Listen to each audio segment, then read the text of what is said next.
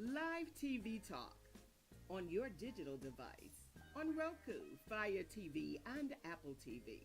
Download the SVP TV app right now. Check us out every Tuesday on Comcast Cable, Channel 17, 8:30 p.m. And we are live every Friday on Facebook Live, 6 o'clock in the evening. You've got a question? Our attorneys have the answer. So let's talk law with attorney Daryl O'Neill on the SVP TV network. Welcome to Talking Law with Daryl O'Neill. I'm your host. I got my main man, Jerome, with What's me. going on, Daryl? Man, another day in the neighborhood. Happy New Year, brother. Happy New Year. Happy And New Happy New Year to all of audience. you. Yes. You know, we're going to give our shout-outs here in a minute, but, you know, we're always trying to figure out what topics we're going to talk about That's right. in the show. But today we want to talk about voting rights. All right. And, you know, it's interesting because we got an election coming up here in August, primaries in May. So things are going to change. That's right. And then we got the Black History Month coming up, and all of the history that it took to even get to the point where the African American had an opportunity to vote. Yeah. And so there, that's very, very important. Yeah. Don't forget the shout-outs. Let's do All our right. shout-outs. First off, if you have Fire Stick, Apple TV, Roku, the SVP TV network app, Facebook Live, YouTube Live, you can call in and ask any question you want, and we'll answer your question right on the air. You can just about get us on your walkie-talkie, too. So we got to give our shout-outs to California. Yes. Shout-outs to Little Rock, Arkansas. Shout-outs to West Memphis, Arkansas. Shout-out to Memphis, Shelby County. Shout-outs to Mississippi. Shout-out to the great state of Missouri. Shout-out to my mom, my wife, my family. Shout-out to Jerome's family. Hey, y'all. So, Jerome. Let me ask you something there before we began. Are you a football fan at all?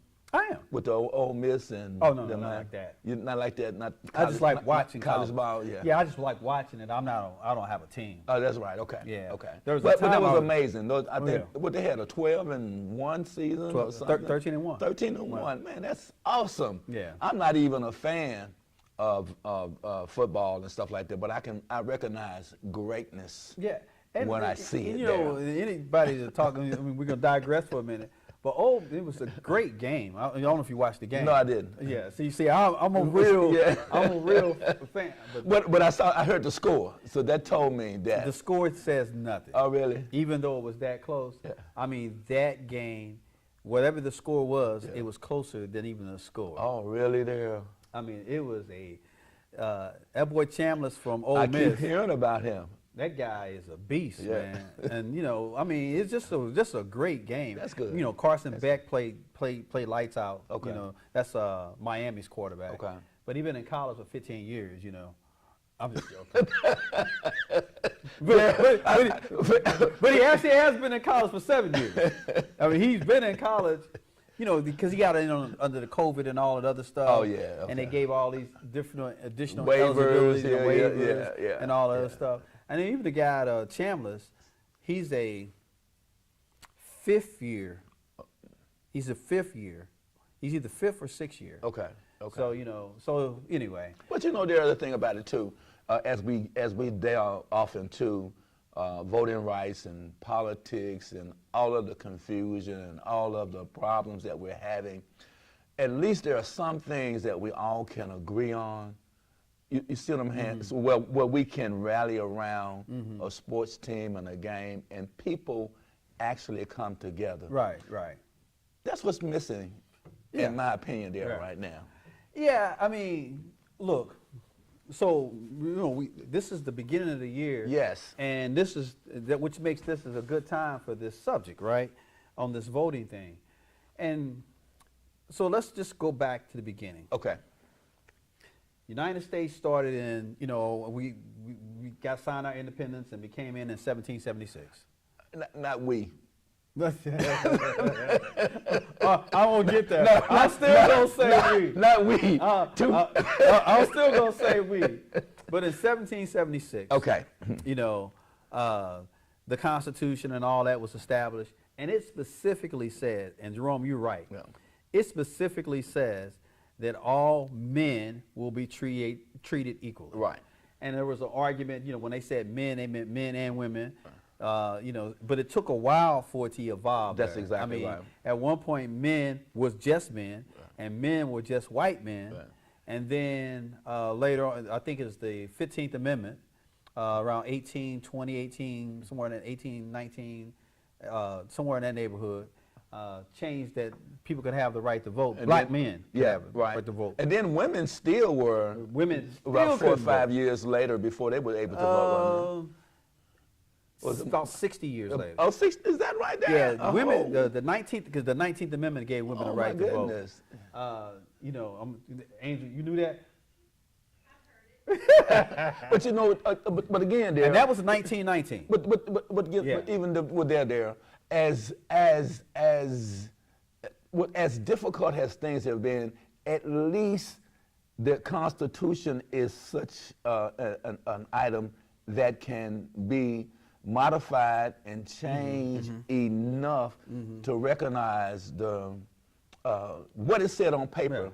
What we have to do is enforce what it says on paper. Would you agree with that? Yeah, yeah. I mean, the rule, the Constitution was considered basically a living document. That's right. You know, as times changed, I mean, it had the language. I mean, you got to think about this. The original Constitution, 1776. Okay, think about this. They drafted a document in the 1700s that, for the most part, is intact right now. Still today. Man, them boys was right. It is amazing. It's amazing that somebody had the forethought to write a document that has survived all of these years. Yeah. So is it Memphis that's 250 years old, or the country itself is 250? Oh, no, the Right. country.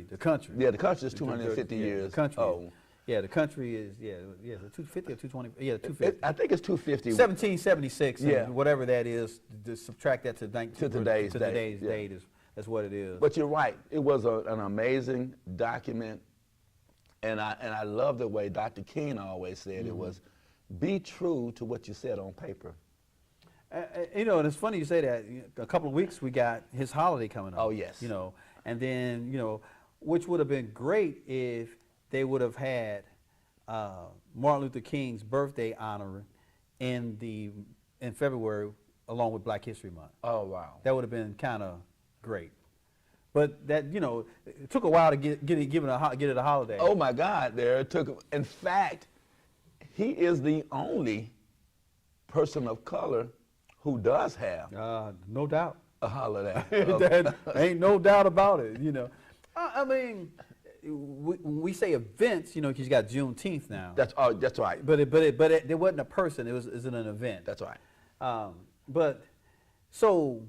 And the reason why I voted is, you know, this year, January of this year, this is an election year.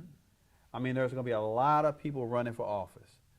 And the question becomes, number one, are you satisfied with the people that you have, or do you want to change?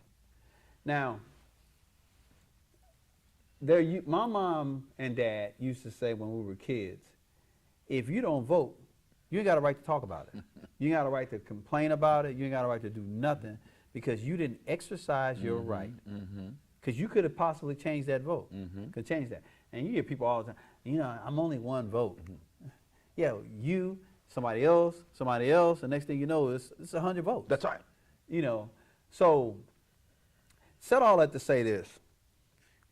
As for people of color, even though we got the right to vote, men, prior to the 19th Amendment, prior to women getting the right to vote, even though we got it, we could even vote.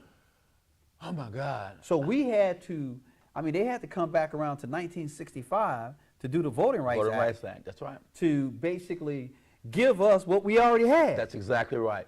And even with it being a right that we had, it was denied us, and people died attempting to register the vote. Yeah.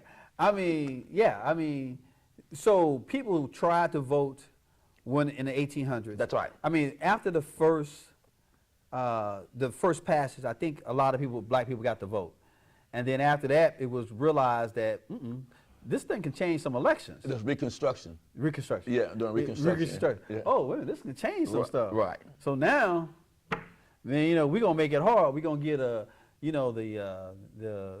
gumball test, all these IQ tests, to be able to vote. That's right. Well, to even register to vote, you had to tell how many M&Ms were in a jar, and I mean, it was just ridiculous there.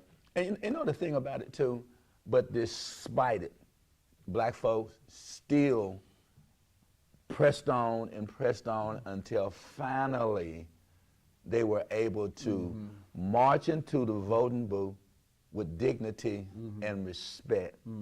And then there, all of a sudden, like today, it became a nullity. I don't even have to worry about voting. I can do something else. Even though I can take time off from work, the job is required to give you time to go and vote. Right. And not dock you for that time. Right. But people still have decided I'd much rather go to the park, go fishing, or do all these other things and not take the time and vote. And then they want to complain about what happens afterwards. Yeah. I mean, and you think about it from, a perspective, man. Black people, because that's all I really know, could control so much. Oh my God. If they could mass their resources, but for whatever reason, oh my God. Even in the 1900s, post-slavery, 1800s, post-slavery, blacks started separating. They started separating. They were separated during slavery. That's right. I mean, it was the haves and the have-nots. House versus field. And then when it happened, then it was, you had to make it past the brown paper bag test, to get into college, So, I mean, it was just, we just started really just killing each other, with, potential opportunities. And I don't know, Jerome, you don't know this, or maybe you do, talking about sports. Do you know that half the black people, maybe a little over half the black people that are in the NFL Hall of Fame came from historically black colleges? I did not know that, Darryl. I did not know that. I didn't know they even had the recognition from the HBCUs they did for the rest of the schools. No, they didn't recognize it. Okay. But how did they get into? It just happened. Oh. I'm just saying, think about it. Ed Too Tall Jones, Tennessee State. Right. I see what you're saying. When they went to the NFL, from the HBCU, right. That's when they went to the. I got you. Yeah, so they left the HBCU. Right. And let me just tell you, HBCU. Like Doug Williams. Doug Williams. Yeah. All of those guys. But he's not a Hall of Famer. But really? No, he's not a Hall of Famer. He won the first Super Bowl. He did win the first Super Bowl, but he still ain't a Hall of Famer. And let me just tell you, Doug Williams don't have Hall of Fame stats. What? Doug Williams played his butt off. Warren. But he still wasn't a Hall of Famer. Warren Moon. Yeah, Warren Moon. Yeah. Warren Moon was inducted to the Hall of Fame maybe 4 or 5 years ago. Okay. But he wasn't the first time. He wasn't the first ballot. Oh. It took time. I got you. So anyway, but once the mainstream colleges realized that these black people are some real athletes, what was it that beat Kentucky, the black basketball team? All 5 black guys beat Kentucky. I think Pat Riley was on that team for Kentucky. Is that right? Oh yeah, Pat Riley was on Kentucky's team, and then they got beat by these 5 black guys. Now, no, I think maybe one of them ended up in there. What was that, Darren? What year was that? Do you remember? I can't remember that, man. So Pat Riley is probably 70, maybe 80 years old. Okay. Let's just say he's 80 years old. Okay. So that would have been 60 years ago. Okay. Because it was, he was in his 20s, so that had been 60 years ago. So 60 years from now, 1960 something. But Pat Riley's white, isn't he? He is. And he's a basketball coach. He's coached many teams, right? Right. But So he was on that team He used to be a player. He Okay. played college basketball for Kentucky. with an all-black team. No. With at least five players. No. Oh, He okay, was, the team that got beat. was Pat Riley's team. Okay. Yeah, I got you. no. Yeah, straighten it out for me. Yeah, no. Kentucky used to be this powerhouse white school. Right, And they had Adolph Ruff. who Yeah, was the Ruff, yeah, that was the coach. Right, I remember that And name. he wouldn't let no black people No play black on his team. Really? No black people could play on his team. And then, and then you had a sprinkle. You had the Big O, Yeah, Oscar Robertson, Oscar Robertson. playing for Cincinnati. You had, Bill Russell Bill playing Russell, for yeah. Okay. San Francisco, Kareem playing for the UCLA. So those were the sprinkles. Okay. Just one person and then like that. Yeah. But that team, that all-black team, beat a team that had the Big O on it. Beat a team that had Pat Riley on it. Okay. Those guys, 5 guys came together for one event and won The national championship. That school ain't been back ever since. Ever. That school ain't been. Hey, not only ever, it ain't even been close. And we don't even know the name of it, do we? Oh yeah. It just slips your mind. Slipped my right mind, now. but they ain't never been back. And in fact, I don't think they ever made it to the NCAA tournament. Anymore after that. Yeah, I mean. Was they made sure that Well, at that point, coaches started getting black realizing players. that I That's right.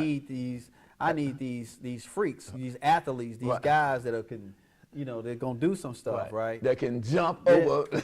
and think about it. When I first when I was in high school, Mm-hmm.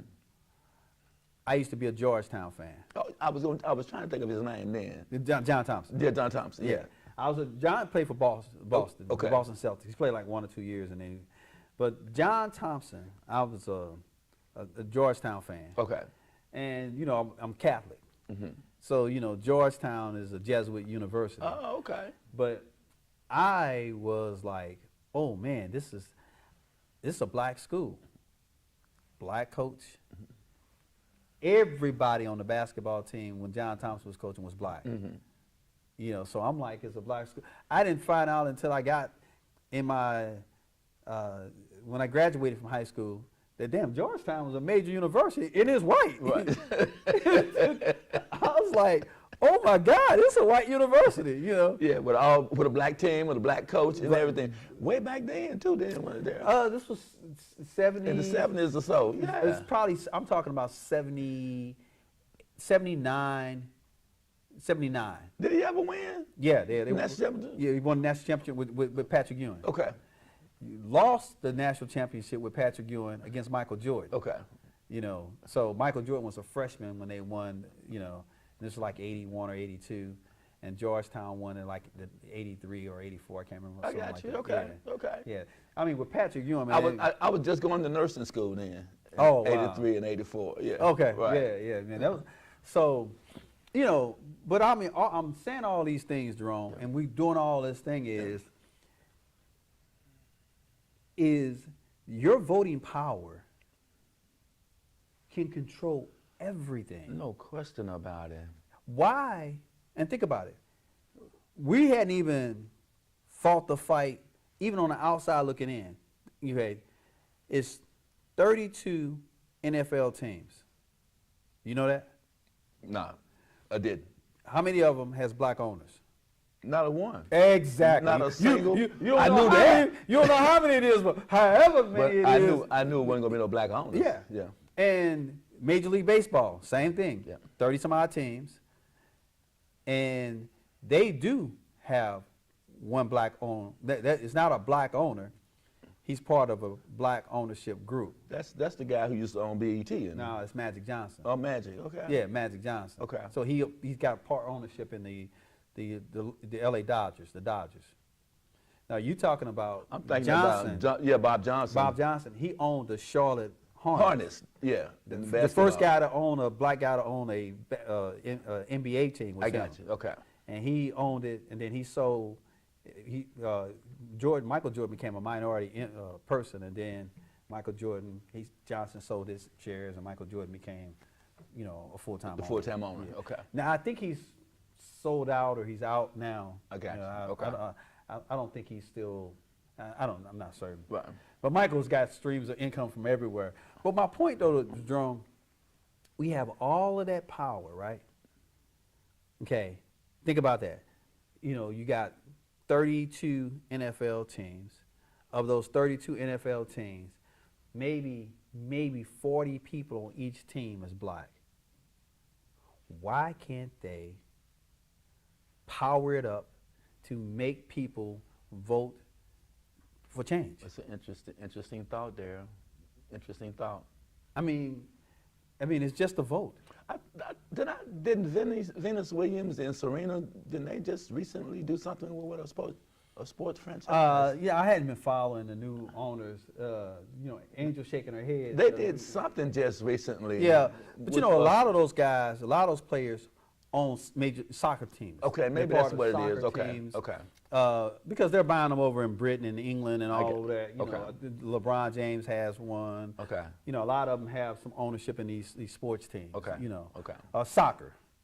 And of course, Michael Jordan is in NASCAR racing, and he's got a NASCAR team. Okay. Michael diversified. And your boy Shaquille. Huh? Okay. Oh, okay. I thought Okay, that they were okay. in there. Are there a minority owner? Okay. Okay. Yeah. You don't ever hear that though, do you? No, you don't hear it, but Yeah. I knew when it first, maybe about a year and a half ago, 2 years ago, I saw them getting ready to put the funding together for it. So I'm I wonder how interested. much I'm ownership interested in because- that kind of stuff like that. I wonder how much ownership, because that franchise is a historic franchise, Miami Dolphins. Lucrative too, in there. Oh, without a doubt. Yeah. I mean, a historic franchise. Yeah. And every time you hear it, all they do is talk about this owner. Yeah. And his out of controlness and all that. So. Well, who was the one that they kind of forced out and had to sell his team? Basketball or football? Football team. No, so they forced out the Washington Redskins owner. They kind of forced him out. Yeah, man, he had. They were running rape parties up in his, when he was the owner. I mean, they were just doing all kinds of all kinds of outlandish stuff. Yeah. And that was wow. And But that's interesting, though, Daryl. As you said, you got to be billionaire status, and I think they said that Beyonce just reached billionaire status the last couple of weeks. well, So you may have to be now. She's a billionaire now. But the Dallas Cowboys, who is Jerry Jones. considered America's team, Jerry Jones bought that team 25 years ago They talked about it the other day. Yeah. for less than $1 billion. Yes. I want to think he paid like $300 or $400 million for the team. Yeah. You know how much that team is worth now? I don't have a clue. Billions. Double With digit a B, billions with a big with B, a huh? D, with a B on it, man. I mean, yeah, I think it's 8-10 billion dollars. Oh my goodness. It's some ridiculous number, man. I can't remember what it is, but 13 billion. Oh That's my goodness. crazy. Oh my goodness. Dude bought that team for less than $1 billion. Yeah. Well, also your boy, what's his name? I like him too. It'll come to me who I'm trying to call his name. Well, Jerome, why are people so complacent when complacent when it comes to voting? Well, Daryl, when you think about it too, and I thought about this just recently. Here we are, maybe 63, 64% African Americans in the city of Memphis and in the county of Shelby. Maybe not the county of Shelby. Yeah, I think Shelby maybe like 50% now. Okay, so, and we know that the city council is majority black. We know that the county commission is majority black. We know that the school board is majority black. Why don't we have the things that we're talking about now, Daryl? If I were, and I ran for city council for a moment, if I were there, I would not close a meeting and not open a meeting without asking the question, why don't we have more? Why don't we have at least one? You know, I talk about that all the time. At least one of this, one of that, one, at least something for our kids to aspire to. Because we got the power to vote for it. But what happens is, you know, we used to have like the living wage, and Nashville shut it down. We used to have set-asides for minority contractors. Nashville set it aside. All because they filed a lawsuit, and they wound up having to settle the lawsuit by taking away the set-asides. But in my opinion, lawsuits are a very good tool to make change. But let me ask the question, Joe. Okay. I mean, and I get, and look, and I don't want to sound like some weirdo here. Yeah. I get that people of color and women were not given equal opportunities in the business world. Got it. Right. But if discrimination is inappropriate for whites to do it against, or minority to do against, I mean, a majority doing it against minority, why would it be any difference if the discrimination happens to be to the benefit of minorities? Okay, so that is a good point. But the premise is wrong. It's not discrimination. Okay. It's making a level playing field. So, And that's what DEI is all about. well, Making a level playing field. well, And I thought level about is relevant. What's level? What's level? Let me What's- say what's- one more thing. White people get a chance for all of the positions, and black people may get a chance to even apply for certain positions. You follow me? And so that's what makes the difference. I've seen some of my colleagues be chosen consistently. They can, a white person can lose a job today and have another job tomorrow in the same field. They were awful. They were terrible. Doesn't mean they got fired from the position, but they go right around next door and get another job doing the very same thing that they just got fired for. But if a black person loses a position like that, they're probably just out of the business altogether. Wouldn't you think so? It gets hard. It gets hard. I don't know about out of the business, but it gets. It's significantly harder. But that's why we need something to level the playing field. So I don't call it discrimination. Well, so, okay, you know, I'm a constructionist. But that's right? what you do. Yeah, I'm saying that's what your line of Yeah, business yeah. is watching out for discrimination. Yeah. Okay. And when I look at it, Okay. like, so the Title VII, which I don't know why we have Title VII, because we've had this conversation before, but, Okay. but Title VII, the whole premises was race, sex, religion, national origin, color, disability, and then retaliation for prior EEO conduct. Gotcha. That's what it was. Okay. Okay, so then it doesn't say black or white. It says race. It does not allow discrimination for terms and conditions of employment based off of race, sex, religion, national origin. Again, race. I think that's fair. That's Okay. fair. But if you do set-asides, then race is a factor, and that's discrimination. Well, it isn't, because without it, the other party would never have an opportunity. Well, so You see? that's okay, so it's funny you say that. That's Yeah. what affirmative action came in for. Yes. You know, and it really got messed up. Okay, because affirmative action wasn't, you know, you give black people all these opportunities. That's not how affirmative action was. The true form of affirmative action was put in places if Jerome and I were equal, and I was white and Jerome was black, Jerome got the shot. And the reason behind that is because I shouldn't be equal with you.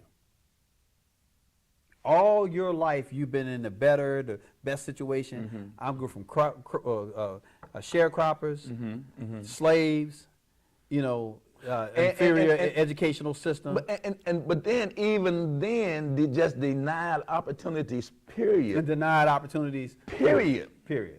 And so Congress put that in place. Okay. You know, for those affirmative action things. That's right. You know, so I mean, that was voted on. I mean, that's how they got there. Again, Right. that's us exercising our right to vote. Right. But my issue, again, it's like, okay, there's nothing in there that protects same-sex scenarios or homosexuality. There's nothing in Title VII that does that. That's right. You know, it doesn't talk about sexual preference. Right. None of that's in Title VII. Right. Now, obviously, you can try to figure out how to make it in the sex or some other category in it, but it doesn't exist. You know, so is it discrimination to prevent another class from being able to have the same opportunities as you have? I think it is. I think, again, and that's what so I'm looking at a colorblind situation where there is no looking at race or actions or whatever it is, same sex, just make the opportunities available. And that's what makes law school so valuable, that they don't have a clue as to who the person is. When they read the exam, unless, you know, they probably can figure out, you know what I'm saying? Yeah. They're sophisticated and know that black people speak a certain way when you're writing, you know what I'm saying? I had a black professor that told me that. Yeah, of course they can tell, you know, certain ways that we talk. Yeah. But that's why we have numbers, and that's what it is designed to keep there from being some kind of a judgment based on the fact that it's a black kid versus a white kid.